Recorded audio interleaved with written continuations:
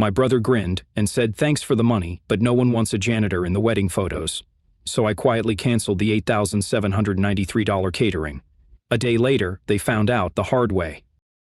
Thanks for the money, but no one wants a janitor in the wedding photos, my brother said with a grin. I nodded, went home, canceled the catering I had paid for, then laughed, packed a bag, and went on vacation. A day later, my phone blew up. I was still standing in the corner of the reception tent when my brother said it, loud and clear, grinning like it was the punchline to a joke he'd been dying to tell all evening. Aiden, Alan called out, raising his champagne glass in my direction. Seriously, man, thanks for covering the food and all that. Real hero move. People turned to look at me. I smiled, uncomfortable. But he went on, pausing for dramatic effect. Let's be honest, no one wants a janitor in the wedding photos. Silence, and then awkward laughter. His best man chuckled. His bride, Emma, hid her face behind her wine glass. A few cousins looked at their shoes. One of Alan's co-workers gave me a pitying glance and turned away.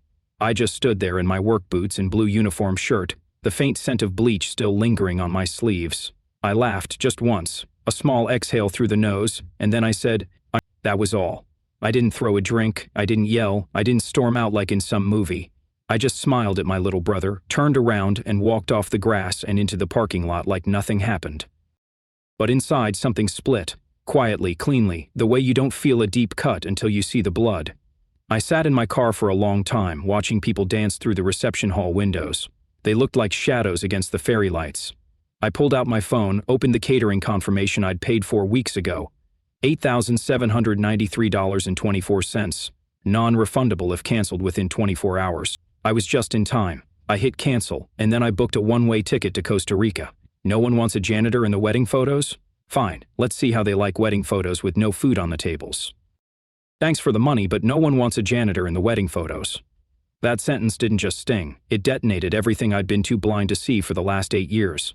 Let me back up. Alan's my younger brother, always the charming one, the fun one, the kid who scraped by with a crooked grin and excuses like I'm figuring it out, while other people picked up the pieces, usually me. I didn't go to college, I cleaned them. While Alan was changing majors like socks, I was pushing a mop across dorm hallways to help mom and dad pay his tuition. 3 semesters in, he dropped out. College isn't for me, he'd said. But thanks, bro, you're a lifesaver. That line became his go-to. I helped him get his first apartment when he and Emma moved in together. When they got engaged, he said, "You're the only one I trust with the wedding, Aiden. Can you help us pull it off?" He knew I'd say yes. I always did. So I did the impossible. Picked up overtime shifts, skipped weekends, gave up my only vacation in years. I funneled every extra dollar into that wedding. I paid for the catering, helped Emma's mom with the venue deposit when she forgot her checkbook, even covered the extra cost of Emma's second dress because the first one made her look bloated. I paid, I smiled, I clapped when they kissed. And what did I get? Thanks for the money, but no one wants a janitor in the wedding photos. That line, that smirk, that gleam in his eye, like he was proud of himself, like it was the mic drop moment. The next morning, I woke up in my budget hotel room with the windows cracked open to a California breeze and salt air. It should have felt like relief. Instead, my stomach was a clenched fist of rage. I scrolled through my phone, 47 missed calls. The texts had started around 6 p.m. Emma, Aiden, where are you? Alan, dude, did you cancel the food? Mom, please tell me this is a misunderstanding. Emma, do you know how humiliated we were? People left early. Dad, Aiden, call me now. The cherry on top, Ellen. Bro, you went too far. Like I said, no one wants a janitor in the wedding photos, but this is pathetic. I stared at that message for a long time. No apology, no, I didn't mean it, just more mockery. That night, my phone rang again. Mom. I let it go to voicemail, but then she called again and again. Eventually, I picked up. Aiden, she said, what is going on with you? Hi, Mom. Good to hear from you, too. Emma's family is furious. They spent all that money, and everyone went home hungry. Emma's family? I laughed bitterly. You mean the people who spent nothing and left the cake bill to me? That's not the point. No, I said flatly. The point is your son, your other son, humiliated me in front of everyone, and you all laughed. Oh, come on, she snapped. It was a joke. I went quiet. You really think it's funny? I asked. You think it's funny I skipped vacations, turned down raises just to stay in town and help you with the mortgage, paid for Alan's wedding, and then got told I'm not There was silence on the line. Then, well, you do wear that uniform everywhere, Aiden. Maybe if you tried harder. That was it. That was the moment. The click. I hung up. A few hours later, Dad called. What were you thinking? He snapped. We had people calling us. There was nothing to eat. Emma was crying in the bathroom. I was quiet. You listening, son? Dad, I said calmly. Can I ask you something? What? When Alan dropped out of school, who paid his last tuition bill? You did, he said, annoyed. But that's not. When his car broke down and he needed a new transmission, who helped him buy a used one? You did. When you and Mom were behind on the house 3 winters ago and the heating was about to be shut off, Rule pushed the power button. There was a pause. Then he grunted. My point, I said slowly, is that I have always shown up. And not once, not one single time has any of you thanked me without adding a guilt trip after. And now you all act like I owe you my silence, my humiliation. You're being dramatic. No, Dad. I'm being done. Later that week, I went by Alan's house, not to make peace, not even to argue. I just wanted to drop off the receipts. He opened the door, shirtless, beer in hand. Oh, he said, scratching his head. The ghost returns. I handed him a manila folder. What's this? All the receipts for the wedding, I said. Catering, rentals, deposits, tips. You and Emma might want to actually pay people this time. He snorted. Trying to prove you're the hero again. I just stared at him. You think you're better than me, he said. But all you do is mop floors and hold grudges. No, I said. I think I've been a fool, a janitor who believed love could be bought, who thought family meant something. Alan smirked. Guess you finally figured it out. I nodded. Yeah. And I hope you enjoy living with the consequences. 3 days after the wedding, silence. No calls, no texts, no apology, just complete cold nothingness. Then a letter arrived, white envelope, my name in delicate handwriting. Inside was a typed message from Emma. Dear Aiden, we hope you understand what your actions cost us. My parents were humiliated. Alan is heartbroken. We're asking you to do the right thing and reimburse the expenses we had to cover after the catering cancellation. Enclosed is an invoice. We expect a transfer by Friday. Family means responsibility. The invoice, $2,400 for emergency pizza delivery, an extra generator, and, my favorite, emotional distress, $500 for her tears. I stared at the letter, then calmly fed it through my blender, let the confetti rain. The next morning, Mom texted, Family dinner Saturday, you're coming, we need to talk. At first I wasn't going to go, but then I thought, no, forget that, I will go, and I'll bring everything. Saturday night, 6 p.m. I walked in with a backpack over my shoulder. Inside, my laptop and a USB stick full of receipts, screenshots, and a video I'd been saving. They were all already seated. Mom had tissues in hand like she was preparing to cry. Dad sat, arms crossed, stern face. Emma looked smug and wounded all at once. And Alan, dressed up like he was giving a TED talk, confident, cold. Aiden, Mom said softly. We're glad you came. Don't be, I replied. This won't take long. Emma leaned forward. We're all trying to move past this, but you humiliated us. Do you understand that? You've had your turn. Now it's mine. I placed my laptop on the table and powered it on. What is this? Dad asked, already suspicious. Proof. I clicked play on a video from the rehearsal dinner. My friend, a photographer, had accidentally captured this while testing her camera. The mic was on. Alan stood with Emma and her parents. Emma's mom, so your brother's covering the catering. Alan laughing, yeah, poor guy thinks it makes him feel included. Emma, let him. It's the only way he'll ever be part of something decent. Alan, don't worry, he's used to cleaning up after other people. Literally. Paused the video. The room was dead silent. Still funny? I asked. Nobody answered. Mom looked like she wanted to disappear. Dad's face went pale. Emma stood up quickly. That's taken out of context. Is it? I opened another folder, screenshots, Alan's text messages to a friend. Aiden's paying for catering, told him we're broke. Emma's dad is covering the DJ, but we're pocketing the rest. Lol. Free food FTW. I looked directly at Alan. You lied to me, used me, and then mocked me. He stood now too. You betrayed this family. No, I said. I finally stopped playing the idiot. Dad slammed his hand on the table. You're acting like a child. I turned to him, calm, focused. No, I'm finally acting like a man who's done being your backup plan. Emma's voice shot out like a whip. You destroyed our wedding. No, I said. I gave myself back my dignity. I picked up my backpack. Before walking out, I paused at the door. Oh, and by the way, I sent the video to every guest who attended your wedding, including your boss, Alan. He stiffened. Remember how you laughed about janitors being beneath you? Let's see how that lands in the HR department. Emma gasped. You didn't. I did. And then I walked out, not in anger, in freedom. Behind me, I heard Emma burst into tears, and for the first time in years, I felt absolutely nothing. The family falls apart, and someone unexpected comes back into the picture. I didn't drive home after I walked out of that dinner. I drove to the edge of the coast, parked the car, sat on the hood, and just stared at the ocean. For the first time in my life, I didn't feel responsible for anyone but myself. The waves didn't need anything from me, they just were. I could have stayed there forever until the phone started exploding. 27 missed calls, 9 voicemails, a text from Emma's mother calling me a classless disgrace, one from Dad, "You've embarrassed us beyond repair." But the real kicker, "Alan, you're dead to me. You'll regret this." I read it 3 times, smiled, and deleted it. No rage, just relief. What I didn't expect was the public reaction. Apparently someone at the wedding caught the tail end of my speech on video and uploaded it to TikTok. The audio of me saying, "I gave myself back my dignity," was already trending by day 3. This is the most satisfying real-life moment I've ever seen. Dude's a janitor, but just mopped the whole family. Even BuzzFeed DM'd me, asking for the full story. I ignored it all. I didn't need validation, but wow, it felt good. On Thursday, it got quiet, and that's when Sophie texted me. Sophie, my ex. We dated for 2 years, back when I was still trying to earn my family's approval. She left because she couldn't watch me get walked over anymore.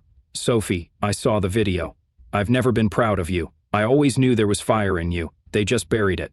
We met for coffee 2 days later. No expectations, no awkward tension, just 2 people who had survived the same storm and finally stepped into the sun. I left because I couldn't stand how they treated you, she said quietly, stirring her drink. I kept hoping you'd see it for yourself. I saw it, I said. Finally. She smiled. So now what? I don't know, I said. But for the first time, it'll be my decision. Back home, things were burning. Emma left Alan, walked out on him 3 days after the video went viral. Apparently, her parents told her she was a disgrace to their reputation. Alan messaged me 2 words, "You win." I didn't reply. Then came the surprise I wasn't expecting. Kelly, my cousin, reached out. "I'm done with them too, you inspired me. I just signed the lease on my own place." She'd always been the quiet one at family gatherings, always watching. Turns out she was watching everything. By Sunday, my mom came to my apartment. I didn't let her in. "I just want to talk," she said through the screen door. "So talk," her voice trembled. "You broke the family, Aiden." "No," I said. The family was broken long before I stopped fixing it. She opened her mouth to argue, but didn't. Instead, she whispered, "Your father's not speaking to anyone. Alan hasn't left his house." "Not my burden anymore," I said. "You made that clear. You really won't help us," she asked. "Not even now?" "No." Her eyes welled. "I don't even recognize you." I smiled. Finally. And I shut the door. The next day, I checked my email. There was a message from Sophie. "I'm flying to Costa Rica in 3 weeks. You said you always wanted to go. Still want to?" I stared at the screen, then typed, "Booked." I left 2 days later for a short trip first. Not Costa Rica, just a quiet weekend alone. The night before I left, I stood on my balcony, sipping whiskey. Waves of messages still flooded my socials, thanking me for saying what they never could. I wasn't trying to be an example, I just finally stood up. At 9:12 p.m. another message came in. "Brian, Alan's ex-best friend. Proud of you, man. He always treated you like trash. You burned it all down and still came out clean." I smiled, not for the praise, but because it was finally over. I looked out over the city lights and whispered to the sky, "Thanks for the wedding photos." Then I raised a glass to the night air, to freedom, to truth, to finally saying no. Some bridges need to burn so you can finally feel the warmth.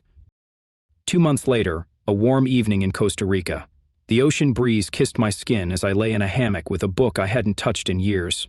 It smelled like mango trees and salt. No phones ringing, no guilt hanging around my neck like a noose. I was free. But you know what surprised me most?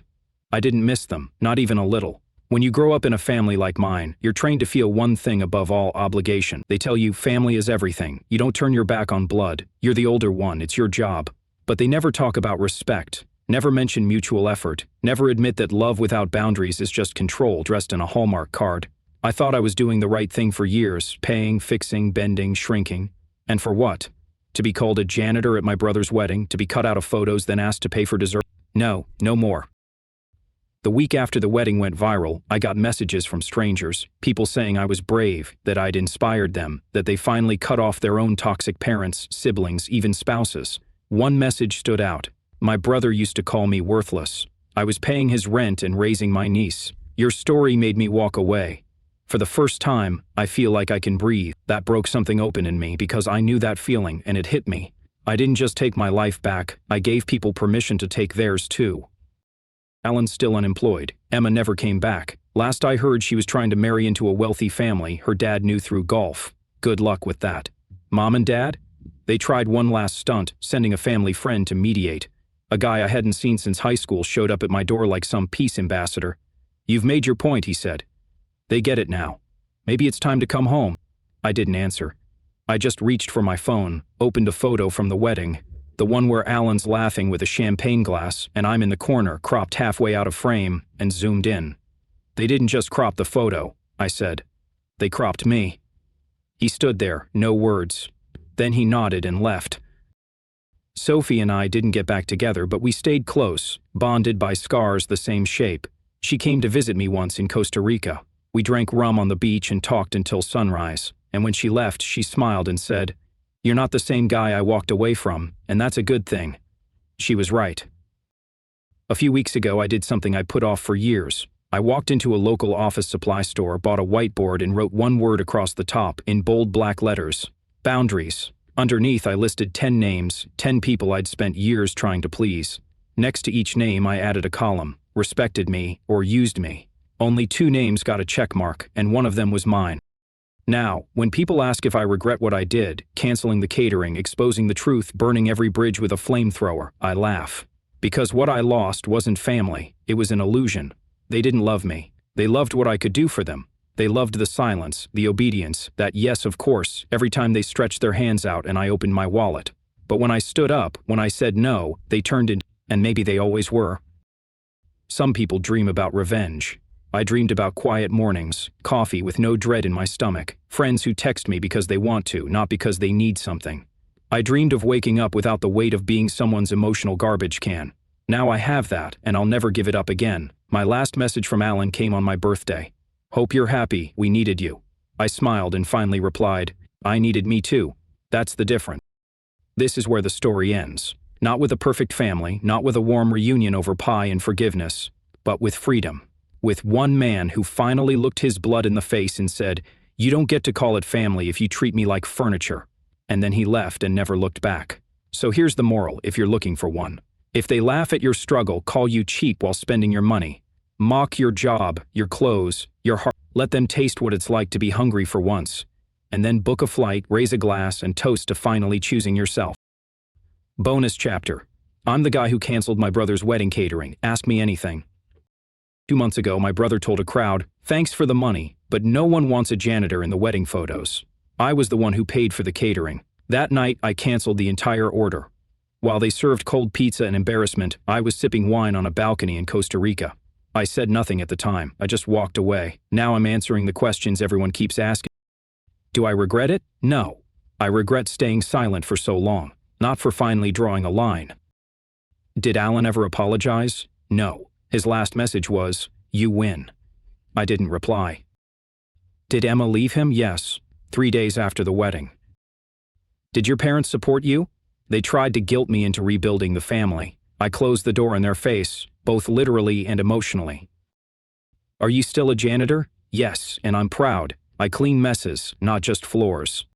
How did people react? Positive. Thousands of strangers thanked me, some cut off toxic relatives. One woman messaged, "You gave me permission to stop being the family bank." Negative. Others called me heartless, said I ruined a wedding, not just a moment. A few quoted scripture at me. One said, "You'll regret it when your parents are gone." I don't. I've said my piece. I've moved on. But one question still lingers. If you spend your whole life cleaning up after others, who do you become when you stop? I'm still figuring that out, and for the first time ever, I'm okay not knowing.